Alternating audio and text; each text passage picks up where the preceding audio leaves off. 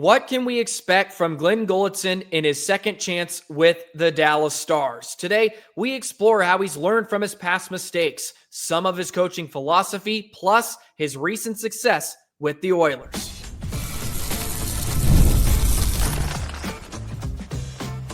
You're Locked On Stars, your daily podcast on the Dallas Stars, part of the Locked On Podcast Network, your team every day. Howdy, Stars fans. Welcome back to another episode of Locked On Stars, part of the Locked On Podcast Network, your team every single day. I'm Joey Erickson, former producer of 105 Through the Fan. Please be sure to subscribe. We are free and available wherever you get your podcasts and on YouTube. And as always, thank you so much for making us a part of your day and making us your first listen. Today's episode is for those of you that were underwhelmed or even upset about the hiring of Glen Gulutzan, and that includes me a bit as well. I'm a bit on the fence. It doesn't really move the needle, but I did some digging, and now I'm really curious and actually a bit fired up about what Glen Gulutzan can bring to the Dallas Stars next season. And today, my job is to try to sell him to you on today's episode of Locked On Stars. That is brought to you by FanDuel. Right now, new FanDuel customers can get $150 in bonus bets if your first $5 bet wins. So we'll start with Glen Gulutzan learning from the past, learning from his mistakes as a head coach with the Calgary Flames and his first go-around with the Dallas Stars. And I'm going to bring you to this article by The Athletic and by Pierre LeBrun earlier this month that talks about all the success the Oilers' power play has had over the last 7 to 8 seasons. And Glen Gulutzan has been the architect of this power play. But it ends with a quote here from Gulutzan, which I think is really, really encouraging. Probably the biggest thing I will take away is that I was pretty rigid as a head coach in not mixing up my lines. I liked continuity, Gulitson said, and it served us well. We got on some big winning streaks in Calgary, and we made the playoffs our first year. But there are times I've learned over this time with these other coaches, I would be more flexible with moving pieces around. I also realized that if I were ever walk into another head coaching job, I would seriously analyze the personnel and then decide what systems we needed, because we have won with different systems here in the last 5 years with different coaches. It's not the system. It's the system that fits your players the best. It's hard for a younger coach to learn those things, he said. I got thrust in pretty quick to Dallas. The knowledge you acquire over a period of time and working with great people and great players and going from a poor team to a great team, all those experiences give you a broader framework to work with.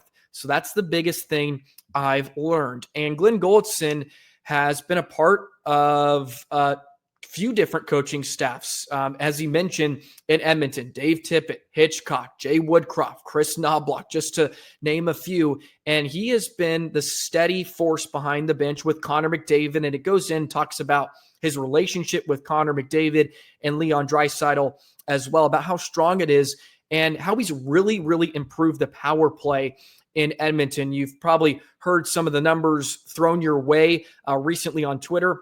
It says here, the power play magic that has been a constant weapon is at the heart of that relationship. It's a power play that was dead last in the league the season before Gulitson arrived. And by the way, McDavid and Draisaitl were there before that. The Oilers finished 9th in the NHL on the power play that first season with him in charge, and then number 1 in 2019-20, number 1 in 2020-21, number 3 in 2021-22, number 1 last season, and then number 4 this past regular season. And it's been pretty dynamic, as we know, this postseason as well. And Ken Hitchcock says here, this is a real credit to Glen Gulutzan.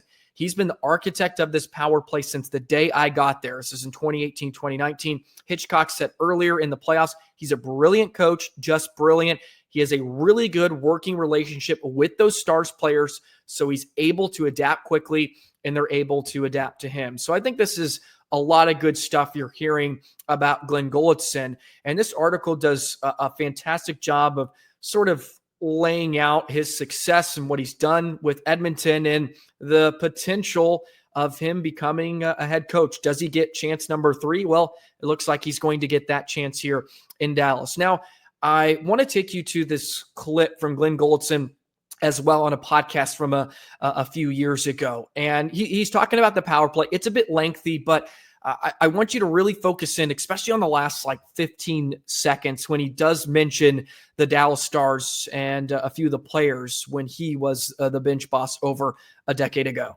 It's structured road hockey, because what we think when I started there and I started on the power play is that, we have the most dynamic player in the world. We need him in motion. What happens is we want to create motion on our power play, because motion, then you're instinctual. When you're standing still threading needles, I don't know how instinctual you are, but when you're in motion and playing and you're dynamic, I think that creates instinctual hockey. And then there's certain other parameters that we look for that create road hockey conditions. So that movement and that instinctual, and then obviously shooting and breaking down and people in certain areas create some road hockey conditions, because we know what kills are going to do when we do certain things. So we want to create as much instinct as we can. A lot of that comes from shooting the puck. It comes from retrievals. It comes from just obviously motion, and all that creates some unpredictability. We move pieces around to create different looks, because each guy has a different skill set and can do some things better than others when we move the top three guys around. So where it all came from is I almost should send an apology note to Brendan Morrow and Jamie Benn in Dallas, because I tried to chess piece that power play in Dallas when I was first coaching, and it didn't work. And so that term road hockey was a term that kind of evolved and came to me. We used to play it all the time in Hudson Bay. That's all we talked about is road hockey when we grew up. And I tried to be a little bit too much of a chess master when I first started in the league. And you know what? You live and you learn and you grow. That's part of being a coach. So that road hockey term kind of came from some of my failures. So Glen Gulutzan, by the way, was 40 years of age when he took the head coaching job for Dallas back in 2011, 2010. And right there, I think shows you how much he's really matured as a head coach. And it's probably certainly helped that he does have a few of the best players in the world. I think you're going to learn a lot about what you can do with your personnel. And I love that he even mentioned Jamie Benn and Brendan Morrow about how maybe he was trying to do a bit too much. He was trying to chess piece it instead of just using what this term that he used is road hockey on the power play. And I know this specifically pertains to the power play, but road hockey, just being a bit more simple with your plays. And he also talks about Evan Bouchard and about how they're not looking for a quarterback on the power play, how they're looking for a facilitator, someone that will make the right reads and get the puck in the hands of Connor McDavid and Ryan Nugent-Hopkins and others. So very similar to what you kind of want to see with the Dallas Stars, Miro Heiskanen or Thomas Harley, who's ever the quarterback of the power play. Can they facilitate it? Get the puck to Mikko Rantanen, get it to Jason Robertson, get it to Roope Hintz, and let those players go to work. So I find it really intriguing, his thought process on the power play specifically. And it also touches on the article in The Athletic. And by the way, shout out to the Glass and Out podcast. That's where I found that from a few years ago. You can go listen to the entire interview with Glen Gulutzan in its entirety. But I wanted to pull that just because he does mention the Stars and how he probably should send them an apology notes. And I think that just shows you how much he's really matured over the last, 15 years now since he was the head coach of the Dallas Stars, and how he's changed his mindset and how he's willing to not be as rigid as he once was. And some of that comes from a lot of the success you have as a younger coach. It talks about on The Athletic, his time with the Las Vegas Wranglers and going up through the ECHL and all that. When you do something so well and you become so successful, it's easy to just kind of sit there and be like, well, this is what I'm going to do. This is why I'm the head coach now, because this is what I did well in the past. I'm not going to change it. I don't care what the personnel is. And you can get yourself in trouble a bit that way. But I thought there was some really, really fascinating stuff from the Glass and Out podcast in a really, really great article from The Athletic as well, which I encourage you to to go and read in its entirety. It's got some great quotes in here from Dave Tippett, and Ken Hitchcock, former Dallas Stars head coaches, which we'll get into a bit later on today's show as well. Now, his coaching philosophy, I found a Q&A with Sports Illustrated from back in 2017, and I think it gives you a bit more insight into his coaching philosophy and what type of coach he will be inside the dressing room. So I'll share some of that with you in just a moment. Today's episode of Locked On Stars is brought to you by FanDuel. Summer sports are in full swing, and whether all about baseball under the lights, golf on the green, or high-stakes soccer action, FanDuel is the best way to make every game even more exciting. You're already following the action. Why not make it a little more thrilling with FanDuel? You can get in on the game while your friends are getting sunburned at the beach. If you're new to FanDuel, by the way, you can track your favorite matchups, and the app keeps it fresh with new daily promotions and fun ways to bet. It's easy to use, fast to pay out, and makes even regular season games feel like must-watch events. You can place the same game parlay. You're watching that bet ride into the ninth inning. FanDuel makes it feel like you're a part of the action. And if you're new to FanDuel, there's no better time to join. New customers can bet just $5 and get $150 in bonus bets if your first bet wins. Open the FanDuel app today or visit FanDuel.com to get started.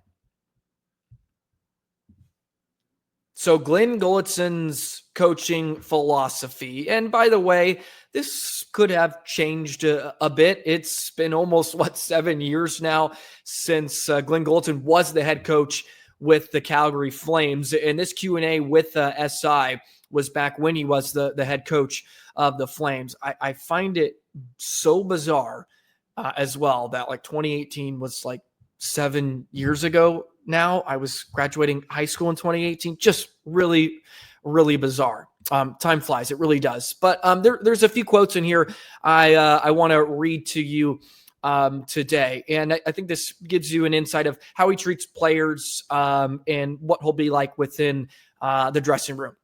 This quote is here: "I really believe that you treat your players like you treat your family," Gulitson says. "I have 4 kids. If one of my kids didn't do well on the report card, which happened, I'd let them know in front of the other kids that that's not right and unacceptable. And we don't have bad report cards. All the other kids get the message. I take the same philosophy in the locker room."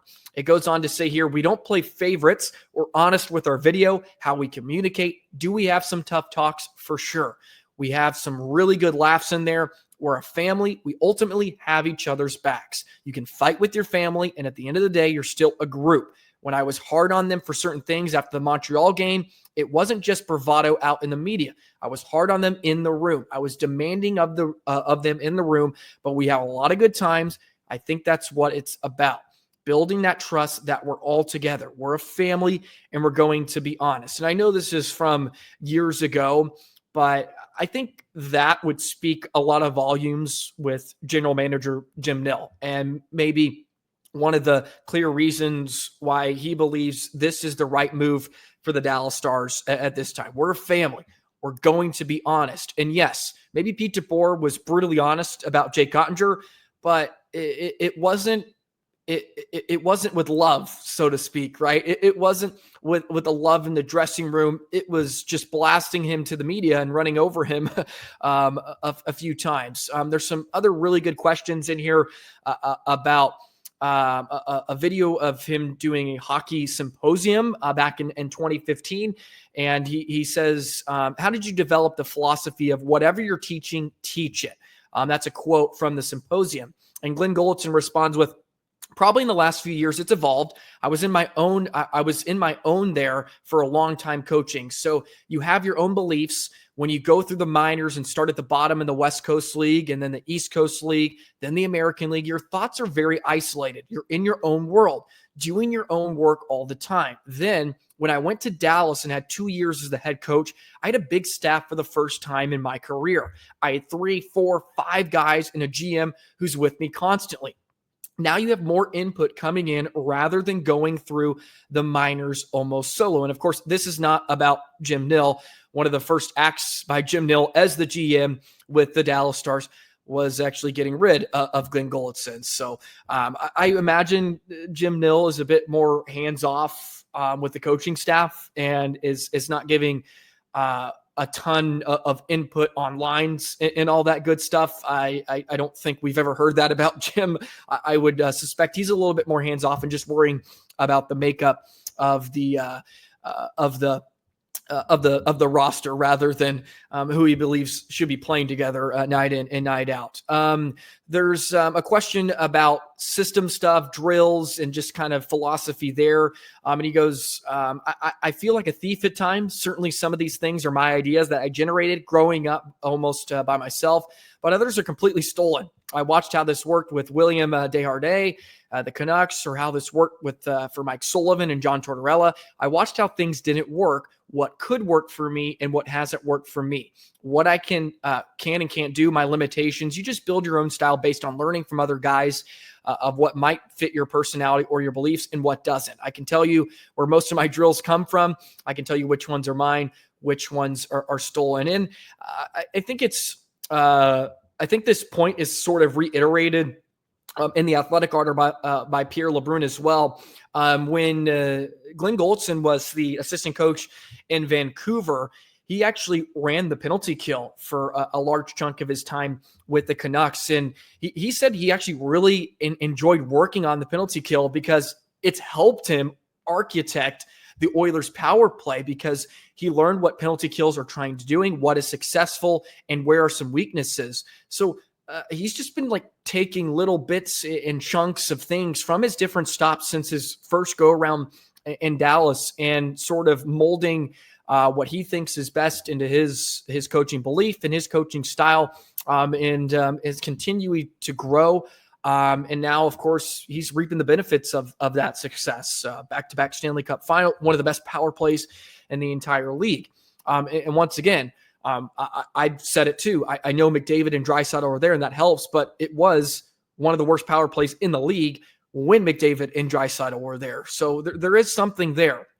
I found this really cool, I guess, as well. I don't know if cool is the right adjective, but either way, he was asked, you mentioned the relative solitude you had before you got to Dallas. What was the adjustment like when you suddenly had a staff to manage, people to report to? And Glen Gulutzan said, one of the adjustments I made was I used to ride to the rink with coaches. It was a drive on game days, and there would be 5 of us going down to American Airlines Center in Dallas. I started to drive down by myself the second year. I just needed some of that time. I always had the time to reflect on your drives to work, on your drives home, just that quiet time where you could think about how the pieces fit together, the things that consume a coach's day. I found I wasn't getting a lot of time for myself. I really like to trust my gut and be in touch with what's going on in the locker room and how everything's flowing. You said, I didn't have that when there were a lot of voices. So I started taking a little bit more time for myself on those rides. The other thing too, I'm a guy. When I worked out, I started working out a lot harder at the levels up higher. I don't put on headphones. I don't watch TV. That's another hour of my day where it seems that my best coaching thoughts and organizations come from a little bit of that solitude. So there's a little insight into what's going on in Glen Gulutzan's mind. And again, this is from 2017. I'm sure there's a lot that's changed. And this is before his time in Edmonton, going through 5 head coaches and being on the bench and learning and grasping more about what it takes to be a bench boss in the NHL. So I think that's a really fascinating decision and fascinating story that I think is going to unfold with Glen Gulutzan here in Dallas. And again, I was a bit underwhelmed by the decision too. I get it. It's not the most sexy pick, but it really could be the right move at the right time, both for the organization and for Glen Gulutzan himself. This is sort of, I think, his last hoorah as a head coach. Like, it either doesn't work or you're going back to being kind of pigeonholed as an assistant. And it touches on in the Athletic article as well about he's the power play guy. And sometimes that can be a negative if teams pigeonhole you as a power play guy. That's all you're good at, or that's where you're most successful, that you can't be the head coach. Well, here it is. Here's your chance to prove that you are more than just a power play architect and assistant coach. You have a chance to prove yourself.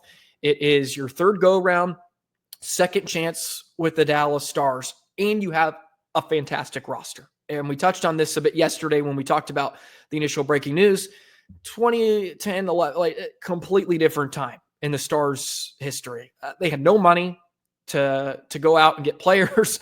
A lot of turmoil for the most part outside of the rink, and just wasn't very conducive to being successful.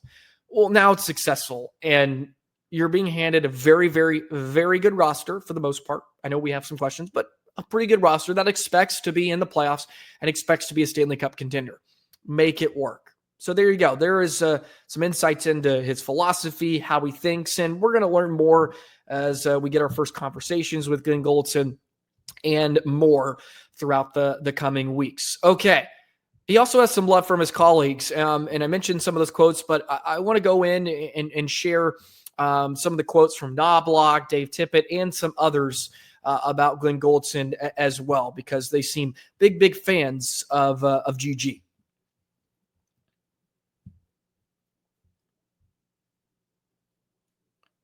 So I read one of the quotes from Ken Hitchcock earlier in today's show. And again, this is from Pierre LeBrun of The Athletic. Really, really strong article published earlier this month. So he's worked under head coaches, by the way, Todd McClellan, Ken Hitchcock, Dave Tippett, Jay Woodcroft, and Chris Knobloch. So 5 head coaches in 6 seasons. And Gulitson has been standing through it of it all.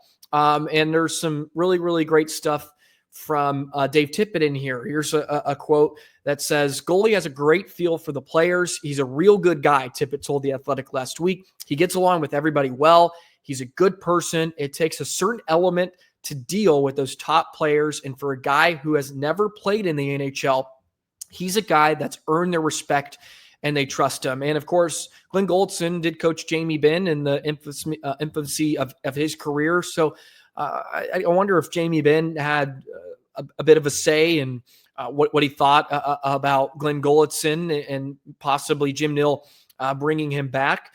And the fact that he's had respect from some of the best in the world, you have to feel that he's going to be coming into a locker room and he's going to have the respect easily of the dressing room here in Dallas. And of course, he went through the firing of Jay Woodcroft. He said here, "I've worked for 5 good coaches," and you get to see the strengths of each of those coaches.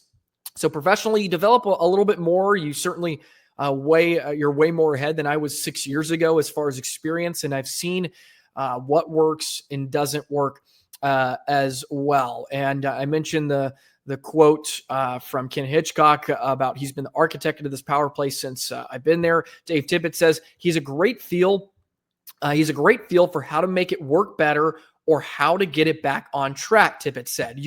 Power plays go up and down, but he has a great feel for when tactics are an option versus work ethic or lack of work ethic or just feel. One of the best things he ever tells the power play is play road hockey. And of course, that is the road hockey quote that we talked about a bit earlier in the first segment. When you have people like you have, if they're at their best in road hockey, the other team doesn't know what they're going to do. It's ad lib. And then of course it goes into his time as a Vancouver PK specialist, or at least running the PK in Vancouver. So I think there's a lot of praise from the head coaches that he's been with, and coaches that have been fired, number one, that have been fired or have been let go during his time. It says here, it's unfortunate because sometimes you're a good coach and you get painted into a role. Veteran head coach Todd McClellan, Gulitson's first coach in Edmonton, told The Athletic, "You're doing something really well and you just got painted into that role. And I'm not sure if anyone thinks about you any differently, or maybe they should, not just with goalie, but with a lot of coaches." And it also talks about Rick Bowness as an associate coach with John Cooper in Tampa Bay, and then eventually got a shot in Dallas and Winnipeg. Does the world think of goalie as a one-element coach? And I know he's not that, McClellan said. He's got tons of elements to him, but do the people hiring in the hockey world just sometimes think of these guys who end up being specialists as thinking that's exactly what they are. So there you go. Jim Nill obviously doesn't believe that and believes Glen Gulutzan is a lot more than just a specialist. And I'm really curious to see his second go around here in Dallas and how it goes, because he is being handed a very, very good roster. And the Stars power play has been generally good over the last couple seasons under Pete DeBoer and Steve Spott. It has gone through some lengthy droughts at really inopportune times, however. So if Gulitson can improve that and make the power play successful, let me just say, let's just throw out a playoff round, the Western Conference Final, potentially. That would be nice. So I think he can bring a lot to the table as the next Dallas Stars head coach. And he's obviously learned a lot. And again, it's been almost 15 years since he was the head coach in Dallas. It's been almost 7 or 8 since his time in Calgary. And now he's found a lot of success in Edmonton. Players respect him. Some great quotes from Connor McDavid as well in that article from The Athletic. Coaches seem to love him. Like, they're singing his praises and believe he has what it takes to be a head coach and a bench boss once again in the NHL. And looks like he's going to get his shot here in Dallas once again. So maybe this episode today will soften some of the blow that some of you had when you heard about Glen Gulutzan being hired. Maybe you can feel a bit more positive about what he can bring. And look, I was in the same boat as well. It's not like I was jumping up and down when this decision was made, but I think it makes sense when you look at everything, the criteria that Jim Nill was looking for.